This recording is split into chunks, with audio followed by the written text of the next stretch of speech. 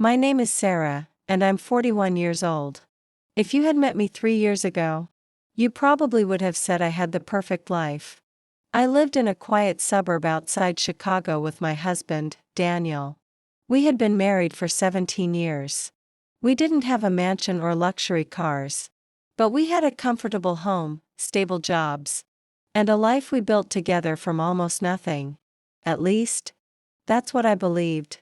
I was the kind of wife who remembered birthdays, packed lunches, stayed up late when Daniel had deadlines, and celebrated every little achievement he had. Whenever he doubted himself, I reminded him how capable he was. I thought that's what marriage was supposed to be. For years, I ignored the small changes. He stopped asking how my day went. Our dinner conversations became shorter. He smiled more at his phone than he smiled at me. Whenever I asked if something was wrong, he always had the same answer. I'm just tired from work, Sarah. Don't overthink everything. So I believed him. Because trust isn't something you question every day. It's something you give without realizing how valuable it is. Until someone breaks it. One Friday evening, Daniel told me he had another business dinner. That wasn't unusual. He kissed my forehead, grabbed his jacket, and walked out the front door without even looking back. About an hour later, I realized he'd forgotten his tablet on the kitchen counter. It started buzzing with incoming messages. I wasn't trying to invade his privacy. I simply wanted to call him and let him know he'd left it behind. But when I picked it up, the screen lit up before I could stop it. A message appeared. I can't stop thinking about tonight. I wish you didn't have to go home to her. My heart froze. For a second, I convinced myself it had to be a misunderstanding. Maybe it was a joke. Maybe it was meant for someone else. My hand shook as another message appeared. One day we'll finally be together. I couldn't breathe. The room suddenly felt smaller. The walls felt like they were closing in around me. 17 years. 17 years of memories. And in less than 10 seconds, everything I believed about my marriage began to fall apart. I sat alone in the kitchen, staring at the screen while tears rolled down my face. I wanted to call him. I wanted to scream. I wanted answers. But instead, I did absolutely nothing. Because something deep inside me whispered, "Don't let him know what you know. Not yet." That single decision changed everything that happened next. That night, I didn't confront Daniel. When he came home just after 10, he acted exactly the way he always did. He hung his keys by the front door, kissed me on the cheek, and asked, "How was your evening?" I looked into his eyes and realized something terrifying. The man standing in front of me had learned how to lie without even blinking. I smiled. "It was fine," I said. For the first time in my life, I lied to my husband. Because I needed the truth more than I needed an argument.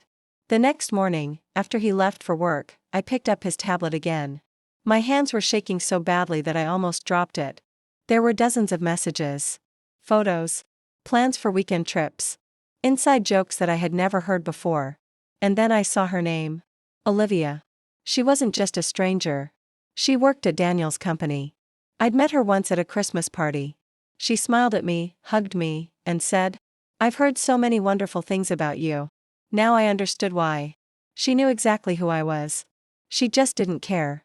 I wanted to believe the affair had started recently. But the dates told a different story. It had been going on for nearly a year.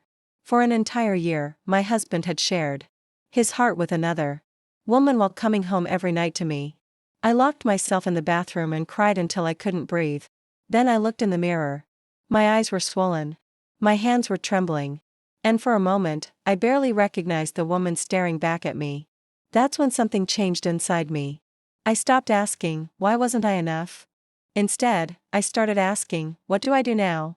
I quietly gathered every document I could find, bank statements, mortgage papers, investment records, insurance policies, and tax files. Not because I wanted revenge. Because I refused to be blindsided again. The more I looked, the more I realized how much I had trusted him without question. That trust had become my biggest weakness. 3 days later, Daniel casually announced that he had another business conference over the weekend. I simply nodded. Have a great trip, I said with a smile. The second his car disappeared down the street, I opened my laptop.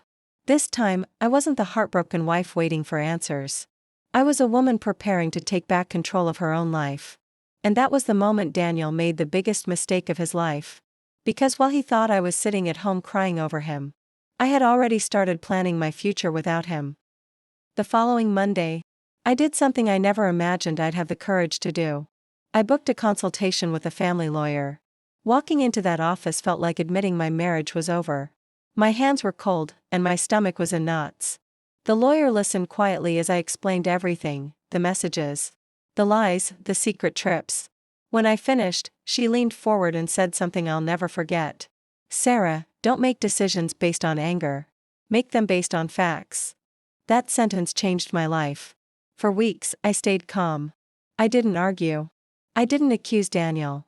I simply watched. The more comfortable he became, the more careless he got. He started staying out later. He stopped making excuses. It was almost as if he'd already replaced me in his mind. Meanwhile, I was rebuilding myself. I started exercising every morning. I updated my resume for the first time in years. I accepted a promotion at work that I'd once turned down because Daniel said it would take too much time away from home. Looking back, I realized how many dreams I'd quietly buried to support his. Now I was digging them back up. For the first time in years, I opened a new bank account in my own name. Every paycheck gave me a little more confidence.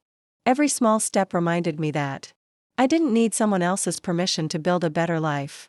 Then, one rainy Thursday afternoon, everything changed. Daniel came home unusually cheerful. He sat across from me at the dinner table and cleared his throat. Sarah, I think we need some space. I looked at him without saying a word. He continued.